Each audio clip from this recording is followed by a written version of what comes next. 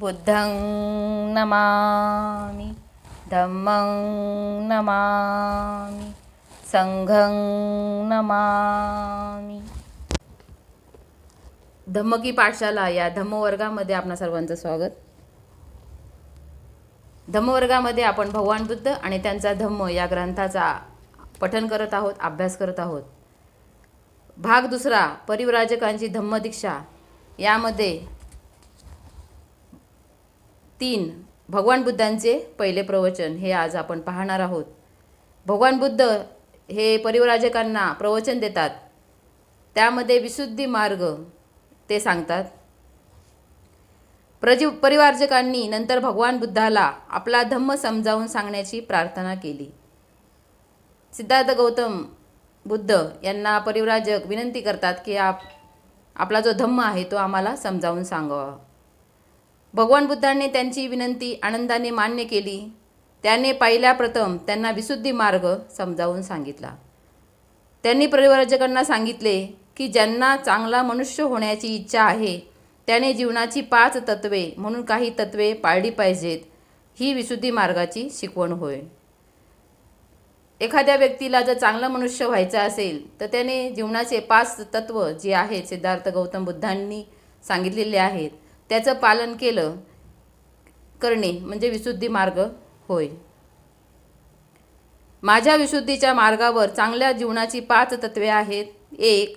कोणत्याही प्राण्याची हिंसा न करणे व त्याला इजा न करणे। पहिलं जे तत्व आहे ते कोणालाही इजा न करणे, कोणत्याही प्राण्याची हिंसा न करणे। चोरी न करणे, अर्थात दुसऱ्याच्या मालकीची वस्तू न बाळगणे। कोणी वस्तू आपल्याला न देता ती घेणे आणि चोरी न करणे हे दुसरे तत्व आहे। व्यभिचार न करणे, मनामध्ये कोणाच्याही विषयी वाईट विचार न आणणे हे तिसरं तत्व।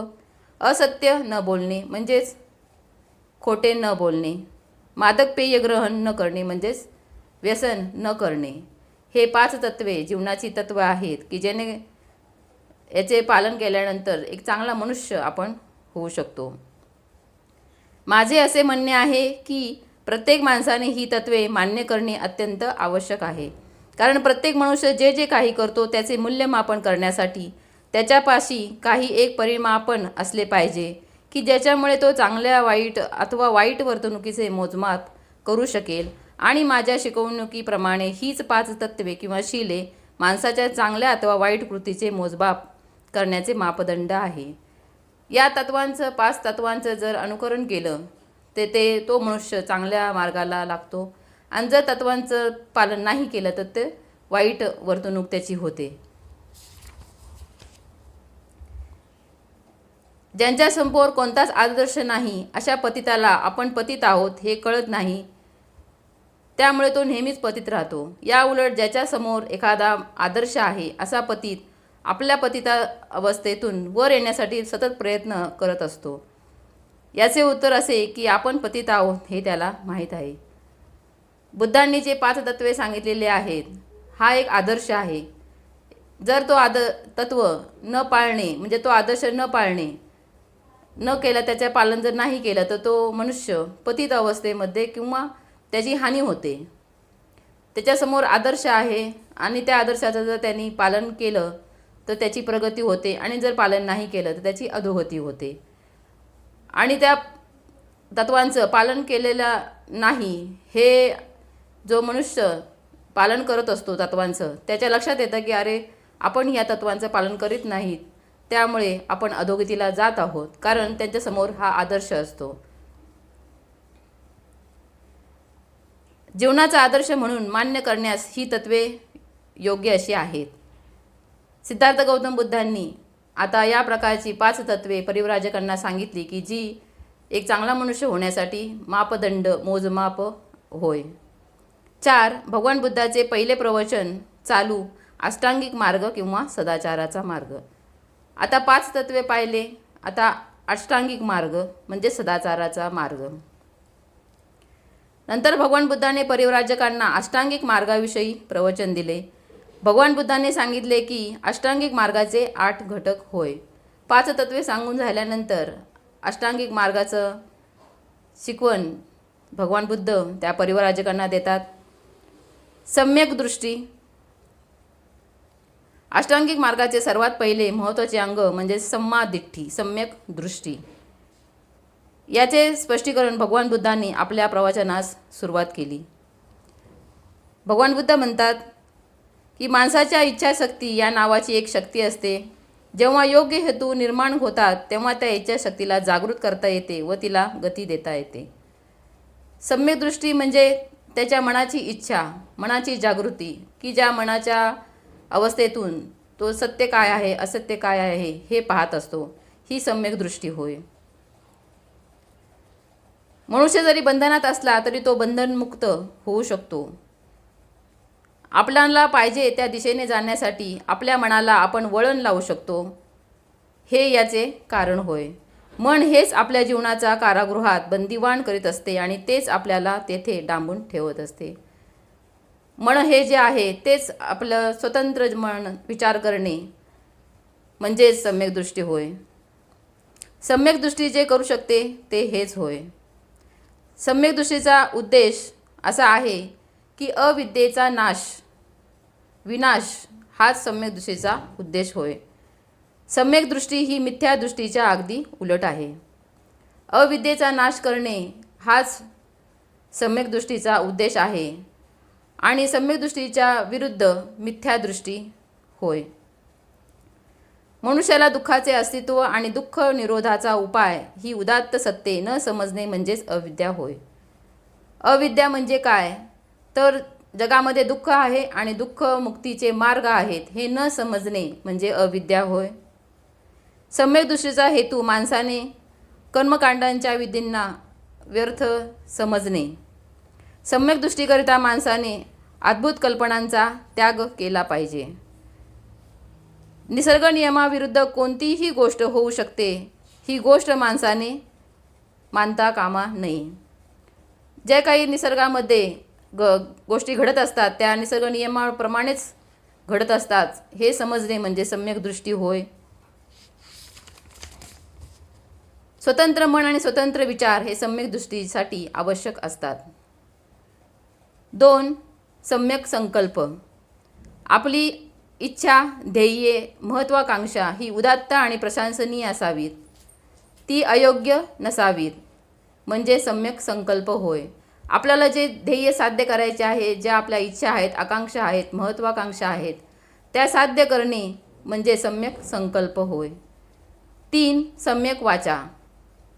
माणसाने जे बोलले पाहिजे ते सत्य असे बोलले पाहिजे, असत्य बोलू नये, दुसऱ्याविषयी वाईट बोलू नये, निंदा नालस्ती करू नये, आपुलकीने आणि सौजन्याने वागावे, अर्थहीन मूर्खपणाची जी बडबड आहे ती त्याने करू नये. अशा प्रकारचं सम्यक वाचा यामध्ये सिद्धार्थ गौतम बुद्ध परिवारजकांना सांगतात. 4. सम्यक कर्मांत. हे योग्य वर्तनाची शिकवण देते. तुमचं वर्तन कशा प्रकारे असावं हे सम्यक कर्मांत ह्या अष्टांगिक मार्गामध्ये येते. एखाद्याचे वर्तन ज्यावेळी या नियमांशी सुसंगत असते त्यावेळी ते सम्यक कर्मांताशी सुसंगत आहे असे समजावे. 5. सम्यक आजीविका. प्रत्येक व्यक्तीला आपला चरितार्थ चालवायचा असतो, परंतु चरितार्थ अनेक असे मार्ग आहेत. काही वाईट आहेत, काही चांगले आहेत की ज्याच्यामुळे हानी होते, इतरांवर अन्याय होतो, हा वाईट मार्ग होय. दुसऱ्यांची हानी किंवा त्याच्यावर अन्याय न करता जगण्यापुरते मिळविण्याचे जे मार्ग चांगले आहेत ते म्हणजे सम्यक आजीविका. आपली उपजीविका करण्यासाठी जर आपण कुणावर अन्याय करत असतो, कुणाची हानी करत असतो आणि त्यामार्फत आपण जर उपजीविका मिळवत असू तर ते अयोग्य असं आहे, ती सम्यक आजीविका नाही. दुसऱ्याचं हित, दुसऱ्याला न्याय मिळावा आणि त्या दृष्टिकोनातून आपली जी उपजीविका असेल ती आपण करणे म्हणजे सम्यक आजीविका होय.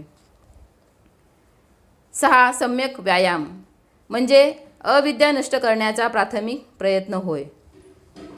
सम्यक व्यायामाचे 4 हेतू आहेत. सम्यक व्यायाम कशासाठी आहे तर अष्टांगिक मार्गाशी विरोधी अशा चित्तवृत्तीचा प्रतिरोध करणे हा एक हेतू होय.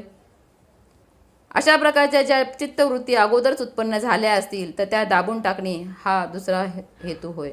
अष्टांगिक मार्गासाठी ज्या आपल्या चित्तवृत्ती लागत असतात त्याच्या विरुद्ध ज्या चित्तप्रवृत्ती आहेत त्यांना प्रतिरोध करणे हा हेतू होय. आणि दुसरा म्हणजे जर त्या निर्माण झाल्या विरुद्ध अशा चित्तवृत्ती निर्माण झाल्या तर त्यांना दाबून टाकणे हा दुसरा हेतू होय. 3. अष्टांगिक मार्गाला आवश्यक त्या चित्तवृत्ती उत्पन्न करण्यास माणसाला सहाय्य करणे हा तिसरा हेतू होय. अष्टांगिक मार्गावरून जाण्यासाठी ज्या चित्तवृत्ती लागतात आपल्या मनाच्या त्या उत्पन्न करणे हा तिसरा हेतू होय. आणि चौथा हेतू चित्तवृत्ती अगोदर अस्तित्वात आल्या असती तर त्यांची वाढ आणि विकास करणे हा चौथा हेतू होय. सम्यक व्यायामाचा हेतू जो अष्टांगिक मार्गाच्यासाठी ज्या चित्तवृत्ती आवश्यक असतात त्या आपल्या अगोदरच असतील आपल्या मनामध्ये तर त्यांमध्ये वाढ करणे हा सम्यक व्यायामाचा हेतू आहे. सम्यक स्मृती. 7. सम्यक स्मृती. जागरूकता व विचारीपणा यांची आवश्यकता असते. मनाची सतत जागृती हा त्याचा अर्थ होय. परिव्राजक हो. सम्यक दृष्टी, सम्यक संकल्प, सम्यक वाचा, सम्यक कर्मांत, सम्यक आजीविका, सम्यक व्यायाम आणि सम्यक स्मृती प्राप्त करून घेण्याचा प्रयत्न करणाऱ्या माणसाच्या मार्गावर 5 अडथळे किंवा बंधने असतात. हे जे अष्टांगिक मार्ग आहेत ते प्राप्त करून घेण्यासाठी पुढील प्रकारचे अडथळे असतात. लोभ, द्वेष, आळस, सुस्ती, संशय, अनिश्चय हे अडथळे आहेत की जेणेकरून तुम्ही अष्टांगिक मार्गाचा अवलंब करू शकणार नाही. आणि समाधी म्हणजे केवळ चित्ताची एकाग्रता होय. सम्यक समाधी मनाला चांगल्या गोष्टीचा विचार करण्याची व चांगल्याच गोष्टींचा नेहमीच विचार करण्याची सवय लावते. सम्यक समाधी म्हणजे मनाची जी आपली अवस्था आहे त्या मनाच्या अवस्थेला चांगल्या गोष्टींचा विचार करण्याची सवय लावणे आणि चांगल्याचं नेहमीच चांगल्या विचार करण्याचा सवय लावणे म्हणजे सम्यक समाधी होय. अशा प्रकारचा अष्टांगिक मार्ग भगवान बुद्धांनी परिव्राजकांना सांगितला की जो सदाचाराचा असा मार्ग आहे. भगवान बुद्धांनी परिव्राजकांना अष्टांगिक मार्ग म्हणजेच सदाचाराचा मार्ग याची शिकवण दिली. या अष्टांगिक मार्गाचा पूर्णपणे प्रवचन स्वरूपामध्ये किंवा विश्लेषण स्वरूपामध्ये स्पष्टीकरण करण्याचं जेव्हा अश्विन पौर्णिमेला ह्या वर्षावर समाप्ती झाल्यानंतर हे ग्रंथवाचन आपण पूर्ण करणार आहोत तोपर्यंत पूर्ण करणार आहोत. ते वाचन झाल्यानंतर या अष्टांगिक मार्गाचं प्रवचन स्वरूपामध्ये आपणासमोर सगळे मुद्दे जे आहेत ते स्पष्टीकरण केले जातील. या व्हिडिओच्या डिस्क्रिप्शन बॉक्समध्ये त्याची लिंक पाठविण्यात येईल. ती आपण सर्वांनी पाहावी ही नम्र विनंती. आपण भगवान बुद्ध परिव्राजकांना धम्मोपदेश देत आहेत. विशुद्धी मार्ग, सदाचाराचा मार्ग म्हणजेच अष्टांगिक मार्ग ह्याचा आपण अभ्यास केला. आपण सर्वांनी ऐकले. आपणाप्रती मंगलकामना. नमो बुद्धाय. जय भीम.